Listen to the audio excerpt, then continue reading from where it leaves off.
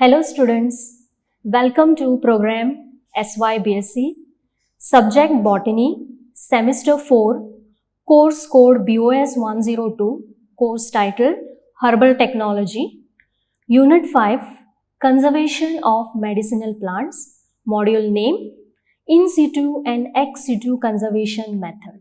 Myself, Dr. Suraksha Dongrikar, Assistant Professor, St. Xavier College, Mapsa, Goa. Outline: in situ conservation of medicinal plants, ex situ conservation of medicinal plants.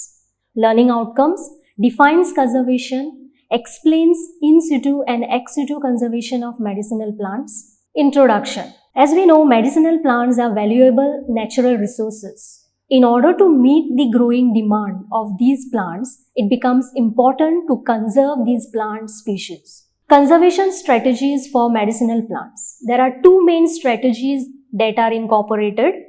One, in situ conservation, and two, ex situ conservation. In situ conservation. In situ conservation or on-site conservation involves maintaining medicinal plants in their natural habitat, that is, within the ecosystem to which it is adapted, whether as a wild or a crop cultivar in farmers' field as component of traditional agricultural system. So here there are many methods which are incorporated. This includes biosphere reserves, secret groves, sanctuaries, national parks, and protected areas. Now, protected areas are similar to that of the secret groves, only they are achieved through establishment of number of MPCAs, that is the medicinal plant conservation area, in biogeographic zones of India in cooperation with the state forest departments. Now, first we'll see about the biosphere reserve. Biosphere reserves are the protected areas meant for conservation of plants and animals. It also restores the traditional life of the tribals living in that vicinity. They conserve the biodiversity of that area. There are 18 biosphere reserves in India established by the government that protect large areas of natural habitats. These areas are provided with buffer zones that are open for some economic uses. Not only the flora and fauna but also the human inhabiting these areas are protected. The biosphere reserves are identified by the Man and Biosphere Reserve Program to promote sustainable development.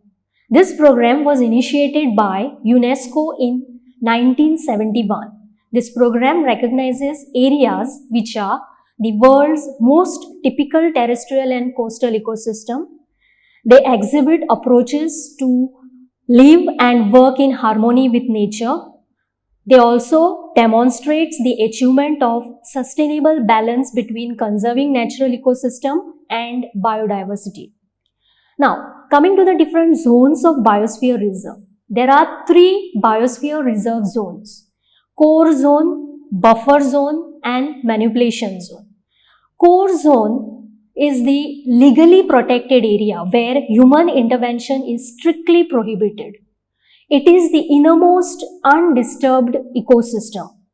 The information from these areas helps to assess the sustainability of activities or maintenance of environmental quality in the surrounding areas. Second is the buffer zone. The area surrounding the core zone is here only the research and education activities are permitted to humans. These activities should not obstruct the conservation objectives of core area. This area also includes activities that help to manage natural vegetation, agricultural land, fisheries or forests to enhance the quality of production. This zone might also include recreation and tourism facilities. Human activities are less intensive in this zone as compared to the transition zone. And the third zone is the manipulation zone, or we also call it as a transition area. It is the peripheral area of biosphere reserve where human activities like cropping, recreation, forestry and settlements are permitted with the cooperation of reserve management and local people. Through these activities, the degraded area is resumed to its natural form. The local communities, scientists, conservation agencies, cultural groups, and other stakeholders work in this zone to use the area in a sustainable way for the welfare of human living. Now, this picture indicates the biosphere reserve. You can see here the different zones. The core zone, which is denoted by dark green color, followed by light shade of green color, which is the buffer zone, and the outermost is the transition area. Now, biosphere reserves in India, there are many biosphere reserves which has been identified. The most common one is the Nilgiri Biosphere Reserve in 2000, which is in Tamil Nadu. Then Sundarbans Biosphere Reserve. Then Gulf of Mannar Biosphere Reserve. Nanda Devi Biosphere Reserve. So these are some of the important biosphere reserves which are present in India. Second is the secret groves. Secret groves are the segment of landscape containing vegetation, life forms, and geographical features delimited and protected by human societies under the belief that to keep them in a relatively undisturbed state is expression of an important relationship of human with the nature. Secret groves are conserved on the basis of religion, faith, and belief of the community. It is a natural vegetation dedicated by local communities to ancestral spirit or deities and have traditional means of biodiversity. The origin of secret groves believed due to the shifting cultivation. Secret groves represent an ancient Indian conservation tradition protected by lot of reverence and respect, fear and sentiments. Secret groves are the repositories of rare and endemic species. These provides inseparable link between present society to the past in terms of biodiversity, culture, religious and ethnic heritage. In India, we have report of around 13,720 secret groves. So this particular picture depicts the outline how actually the secret groves looks. Okay, so the red color in the center is the zone 1, which is the core area, the innermost zone where the actual deity resides. Then after that you can see the second green color that depicts the second zone wherein the people who take care of this deity, they reside.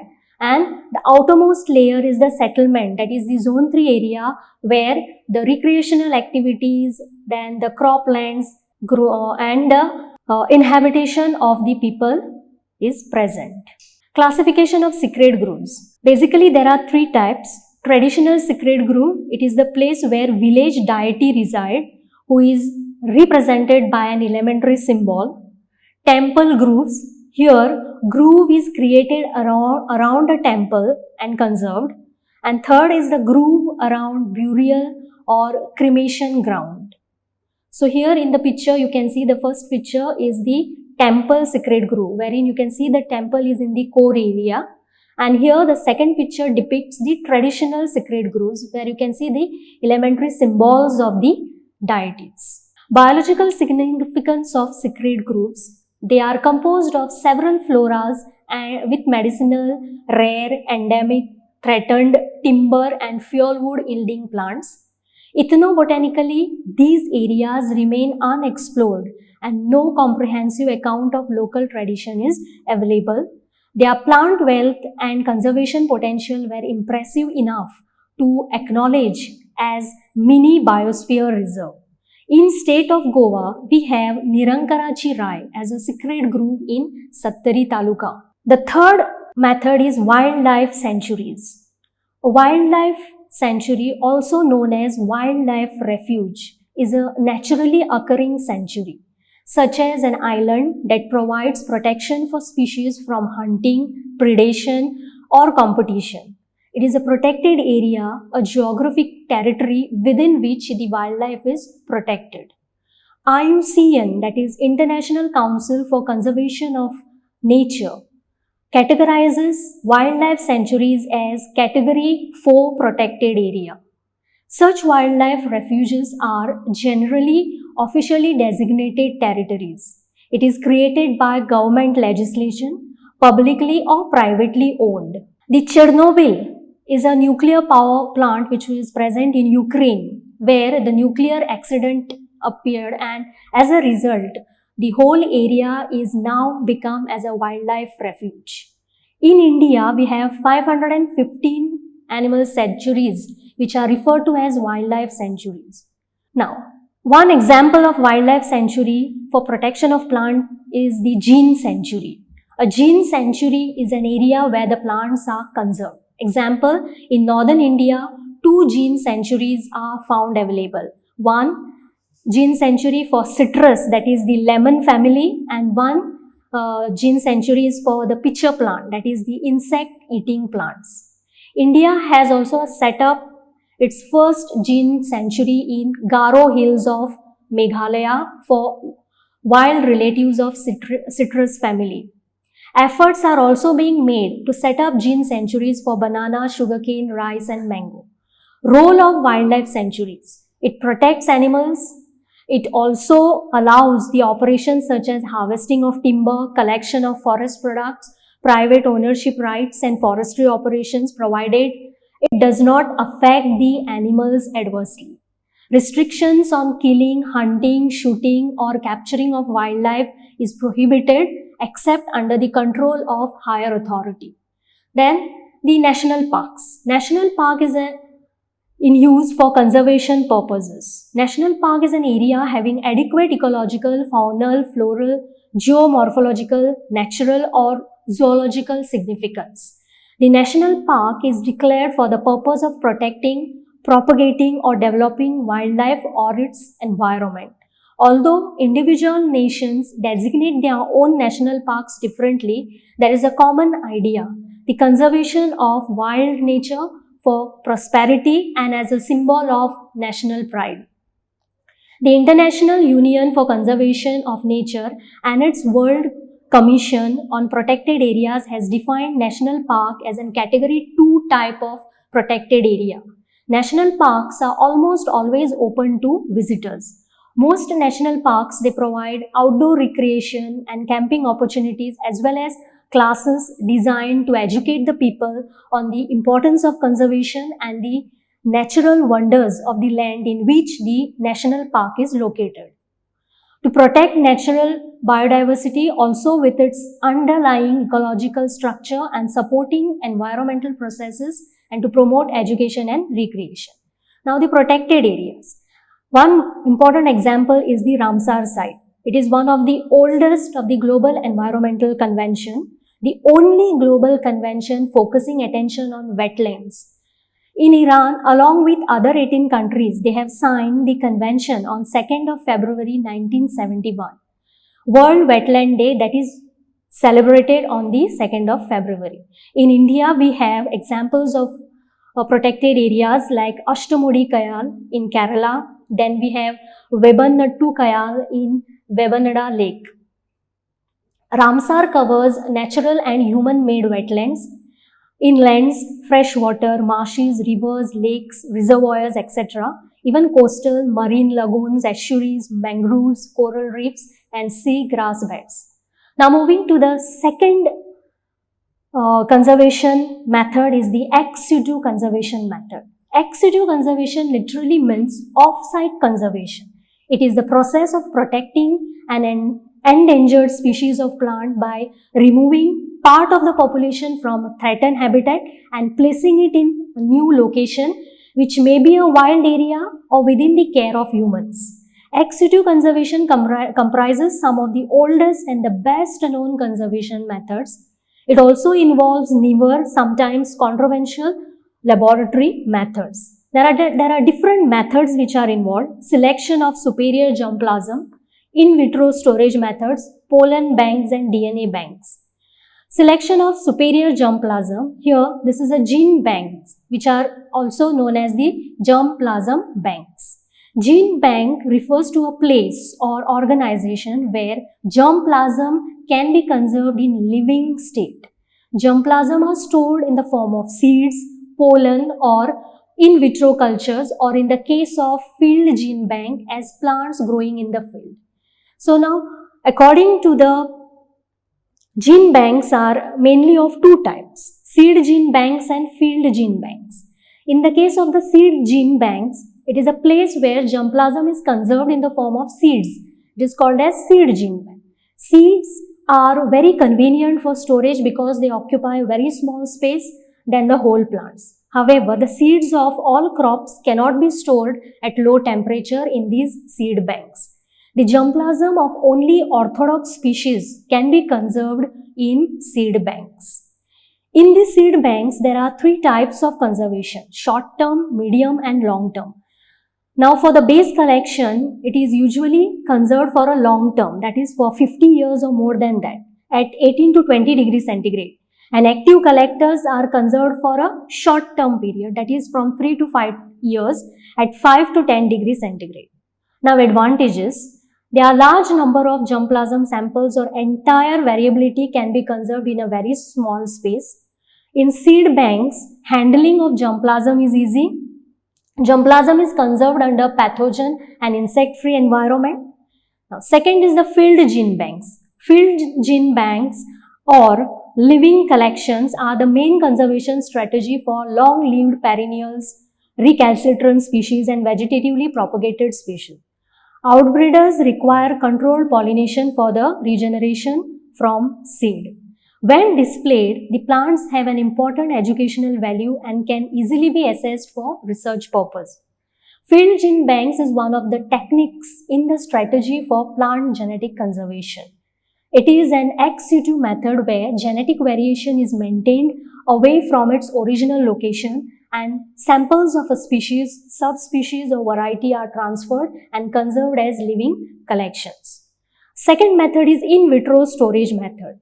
The storage of germplasm in laboratory condition, that is in vitro, is especially suited for long-term conservation of recalcitrant species and vegetatively propagated species. They can be stored as low temperature under slow growth condition, or we call it as a cryopreserved in liquid nitrogen at -196 degrees centigrade. Cryopreservation has so far been successful with only relatively few species, but it is a very promising development for long-term storage. The main limitation of in vitro storage is the need for special equipment, techniques and trained staff.